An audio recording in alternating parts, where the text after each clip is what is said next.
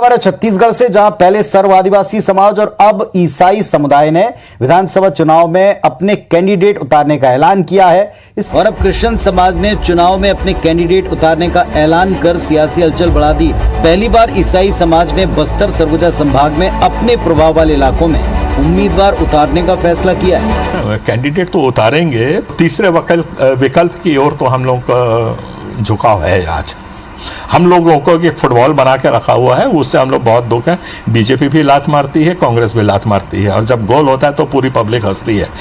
Christian समाज के इस कदम पर बीजेपी ने कहा कि लोकतंत्र में सबको चुनाव लड़ने का हक है, तो कांग्रेस आज हमको दो पार्टियों ने मिल करके मजबूर कर दिया है। धर्म की इतनी राजनीति हो रही है, धर्म को अपमानित किया जा रहा है, धर्म के ऊपर देश को बांटा जा रहा है, इसलिए मजबूरन आज आम आदमी को सड़क पे उतरना पड़ा और हमने अपना राजनीतिक दल बनाया है। हमारा मानना है कि ना हिंदू खतरे में है, ना मुसलमान खतरे में है, ना ईसाई खतरे में है। खतरे में सिर्फ कुर्सी है, और कुर्सी को बचाने के लिए ये लोग हमको आपस में लड़ा रहे हैं। सर्ववादी दल एक ऐसी पार्टी है जो सब समाज को, सब लोगों को और सब दलित और जितने पिछड़ा वर्ग है, हमारे एसटी लोग हैं, जो आदिवासी लोग हैं, उनकी आवाज़ को हम विधानसभा तक पहुंचाने के लिए तत्पर हैं। हम लोग 11 सीट पे लड़ चुके हैं और उसके बाद 4 हम लोग लोकसभा सीट पे लड़े हैं। हमको बहुत अच्छा प्रतिसाद मिला है, जिसको हमें कामना करते हैं। मैं फिर कह रहा हूं कि ये भविष्यवाणी है जो ब्रांचों में, जो इस समय मुझे ऑनलाइन देख रहे हैं, आपके परिवार के सोर्स ऑफ इनकम बढ़ेंगे, बच्चे नौकरियों पर जाएंगे, बड़े बड़े काम हाल होंगे। जो शराब पीते हैं वो छोड़ देंगे, वो नशे को छोड़ देंगे। ये जवान यूथ यहाँ पर खड़ा है जिन्होंने नशे को छोड़ दिया है। पवित्र आत्मा उनको आशीष दे यीशु मसीह के नाम में। परमेश्वर ब्लेसिंग दे। जिनके नाम BNRS GHMPKL और Y से N से हैं, आप नई गाड़ी खरीदेंगे और गवर्नमेंट जॉब और बिजनेस की आशीष को प्राप्त करेंगे। प्रभु का आत्मा आपको दे रहा है। मैं कह रहा हूं ASGNPMVCFD और H नाम वालों के लिए खुशखबरी है कि आप किसी भी क्षेत्र में कमजोर हैं या फिर आपको कहीं भी बीमारी है, कोई समस्या है, पवित्र आत्मा कह रहा है कि DNGSTL नाम वाले भी कहते हैं कि आज से चंगे हो जाएंगे यीशु मसीह के नाम में। आपकी रिपोर्टें नॉर्मल आएंगे, आप हर चीज में आशीष को देखेंगे, डोर खुलेंगे। जो ब्रांच में लाइव जुड़े हुए हैं, जो पवित्र आत्मा ने मुझे कहा है वो बोल रहा हूं कि इस साल अगर वो ईमानदार रहे और वफादार रहे, करे इस चर्च के साथ, पवित्र आत्मा करे परमेश्वर के साथ वफादार रहे। ये नहीं कि मुझे ये नहीं मिला, वो नहीं मिला, कंप्लेंट करते रहे परमेश्वर को। पवित्र आत्मा कह रहा है वफादारी वो है जो कंप्लेंट नहीं करता, ईमानदारी से चलता है। परमेश्वर ने कहा इस साल में वो अपना फल पाएंगे, सबसे बेस्ट फल। आमीन। एक बेस्ट फल आएगा, बेस्ट गवाही आएगी, बेस्ट टेस्टमनी आएगी। जिनकी जॉब फौज में, पुलिस में, कोई टीचर लाइन में किसी ने भरी थी और वो रुकावटों के कारण किसी कारणवश रोक दी गई या नहीं मिल रही है, परमेश्वर का आत्मा कह रहा है जिनकी छिन गई थी या फिर कोई प्रॉब्लम हो गया, उनको निकाल दिया गया या कोई भर्ती कैंसिल हो गई है, परमेश्वर का आत्मा कह रहा है उसी नाम पर आपको फिर से बुलाया जाएगा। आप पास होंगे, आपको जॉब पर रखा जाएगा यीशु मसीह के नाम में। आपका फेवर होगा इस साल में यीशु मसीह के नाम में। जो अब तक मां नहीं बनी है उनके लिए खुशखबरी है। क्या आप ताड़ी बजा सकते हैं? यस। जो मां नहीं बन पा रही है उनके लिए खुशखबरी है। पवित्र आत्मा मुझे कह रहा है जो बाप नहीं बन पा रहा है उनके लिए खुशखबरी है। जिन माओं ने अपने बच्चों का सुख नहीं देखा उनके लिए गुड न्यूज है, वो सुख देखने वाली है। परमेश्वर ने कहा कि ए नारी, उस समय में वो चिंता कर रही थी और वो क्रूस पर था, उसने उस नारी की चिंता किया। भविष्यवाणी उन लोगों के लिए जो इस समय यहाँ पर खड़े हैं। सबको जय मसीह की। सब फिट है और सब अच्छे हैं। परमेश्वर की दया हम पर भरपूर है। आज हम उस विषय में बात करेंगे जिस विषय को लेकर हम लोग बहुत परेशान हैं, जो कि है चंगाई, हमारा छुटकारा और हमारे जीवन में जो उद्धार हम चाहते हैं वो हमें क्यों प्राप्त नहीं हो पा रहा, और क्यों उसके कारण हम आज परमेश्वर के जीवन में आने के बाद भी, मसीहत जीवन में आने के बाद भी आज हम फूल फल नहीं रहे, यानी कि बढ़ नहीं रहे।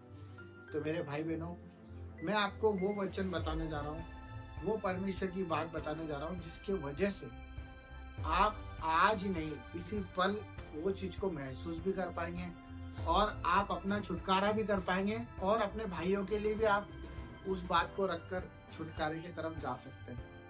तो वो बात ये है कि जब हम परमेश्वर के जीवन में आए तो हमें सबसे पहले ये जानना है कि हम परमेश्वर के पास आए हैं कि परमेश्वर हमारे पास आए हैं। परमेश्वर के चुने हुए कहलाते हैं, विश्वासी कहलाते हैं, तब भी हम अपनी आशीष क्यों नहीं प्राप्त कर पा रहे? क्यों हमारे जीवन में आज भी हमें अंधकार दिख रहा है? क्यों आज भी हम बीमारियों के साथ अपनी एक मित्रता करके बैठे हुए हैं? क्यों हम अपने कर्जों में लपटे हुए हैं? क्यों हम अपने सम्मान को खोते जा रहे हैं जो प्रभु यीशु ने हमारे लिए क्रूस पर जान दी? मेरे भाई बहनों, ये सच बात है। वो पापी नहीं था, परंतु पाप को लेकर क्रूस पर अपनी जान दी। वो पापी नहीं था, पर उसने सारे विश्व का पाप लेकर अपनी जान दी ताकि हम अच्छे जीवन जी पाए, हम डार्कनेस से ब्राइटनेस की तरफ जा पाए, हम उजाले में प्रकाश में हो जाए और हमारी जिंदगी को बेहतर देख पाए।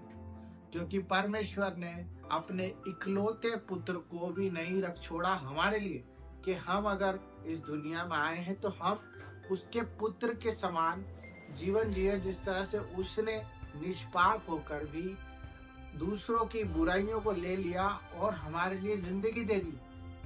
यही बात है। तो सच्ची धार्मिकता मैं आपको बताना चाहता हूँ कि जब हम चंगाई छुटकारा अपने जीवन में परमेश्वर की उपस्थिति को देखना चाहते हैं तो हमें सबसे पहले परमेश्वर की धार्मिकता को लेना होगा।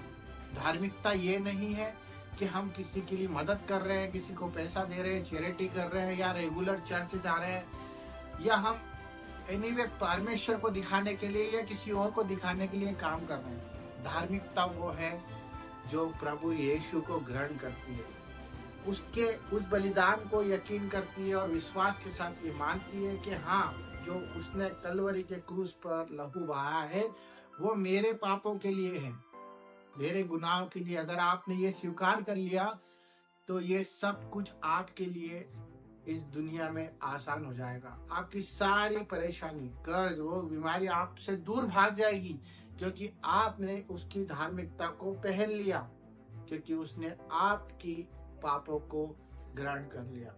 मेरे भाई बहनों, ये वो सच्ची धार्मिकता की बात है जिस पर अगर आपको आज यकीन है तो आपका उद्धार कोई नहीं छीन सकता, क्योंकि परमेश्वर का वचन कहता है कि तू उसके राज्य की और उसकी खोज कर तो ये सब चीजें भी तुझे मिल जाएगी।